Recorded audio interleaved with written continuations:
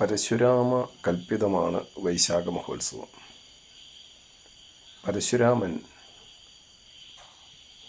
കലിയെ ബന്ധിക്കുകയും വധിക്കാൻ ഒരുങ്ങുകയും ചെയ്യുന്ന വേളയിൽ ത്രിമൂർത്തികൾ പ്രത്യക്ഷരായി കലിയെ വിട്ടയക്കണം എന്നാവശ്യപ്പെട്ടു.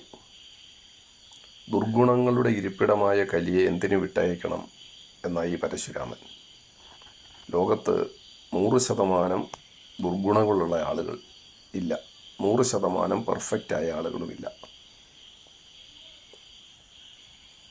അതുകൊണ്ട് കലിക്കും ചില നന്മകളുണ്ട്, കലിയെ വിട്ടയക്കണം എന്ന് പറഞ്ഞ ബ്രഹ്മദേവനോട് കലിയുടെ ഒരു മികവ് പറയുകയാണെങ്കിൽ വിട്ടയക്കാം എന്നായി പരശുരാമൻ.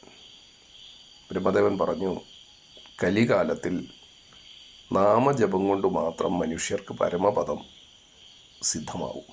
ഇത് കലിയുടെ മാത്രം വൈശിഷ്ട്യമാണ്. ഇതര യുഗങ്ങളിലൊന്നും ഈ വൈശിഷ്ട്യമില്ല. ബ്രഹ്മദേവൻ്റെ മറുപടി ശ്രവിച്ച പരശുരാമൻ കലിയെ വിട്ടയക്കുകയും താൻ വീണ്ടെടുത്ത ഭൂമിയിൽ കലിബാധ ഉണ്ടാകരുത് എന്ന് അഭ്യർത്ഥിക്കുകയും ചെയ്തു. കലിബാധ ഈ ഭൂമിയിൽ ഉണ്ടാകാതിരിക്കാൻ 27 ദിവസം നീണ്ടു നിൽക്കുന്ന വൈശാഖ മഹോത്സവം ചിട്ടപ്പെടുത്തി എല്ലാ വർഷവും നടത്തണമെന്ന് ബ്രഹ്മാവ് നിർദ്ദേശിച്ചു.